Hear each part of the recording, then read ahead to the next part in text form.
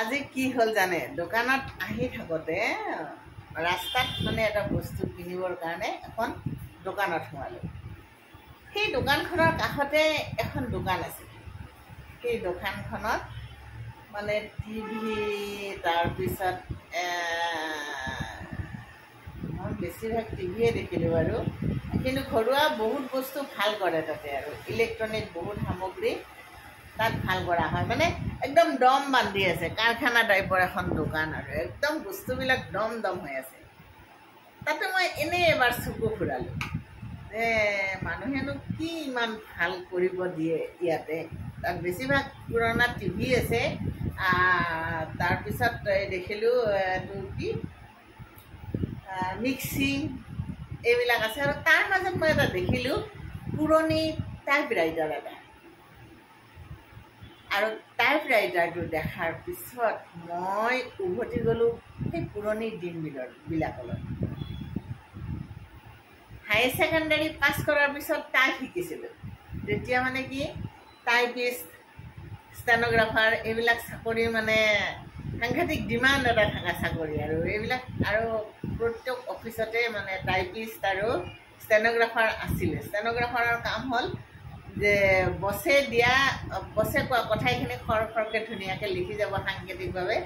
আৰু তাৰপিছত সেইখিনি টাইপিষ্টে টাইপ কৰিব এইটো ডিমাণ্ডিং জব আৰু আমাৰ দিনৰ আৰু দেই আৰু তাৰপিছত টাইপ শিকাৰো এটা কি ধুনীয়া এটা এনেকৈ আখৰকেইটা মাৰি গ'লোঁ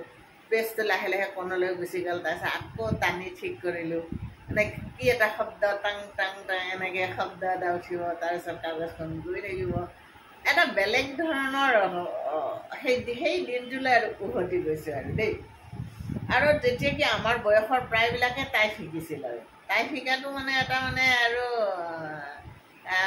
যেনেকৈ আজিকালি কম্পিউটাৰ শিকাটো জৰুৰী ঠিক সেইদৰে আমাৰ দিনত মানে ৮০ৰ দশকত টাইপ শিকাটো এটা মানে খুব গুৰুত্বপূৰ্ণ কথা আছিল আৰু বহুত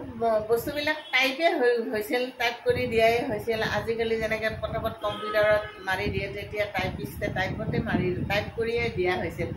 এনেকৈ মানে আৰু সেইবোৰ চাকৰি নোহোৱা হৈ গ'ল কম্পিউটাৰ আৰু ৰেকৰ্ডাৰে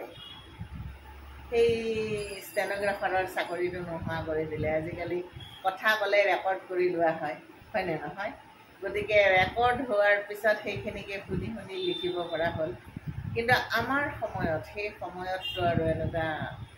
ৰেকৰ্ডাৰ হাতে হাতে নাছিল হাতে হাতে ৰেকৰ্ডাৰৰ ব্যৱস্থা নাছিল গতিকে কোৱা কথাখিনিত খুব তাড়াতাড়ি লিখি আৰু আমাৰ সাংবাদিকসকলৰ মানে এই দক্ষতা আছিল ষ্টেন'গ্ৰাফাৰৰ দক্ষতাটো যে এজন মানুহে কোৱা কথাখিনিত একদম লিখি যাব আৰু তাৰপিছত অফিচত গৈ সেইখিনিকে ধুনীয়াকৈ সজাই পৰাই লিখিব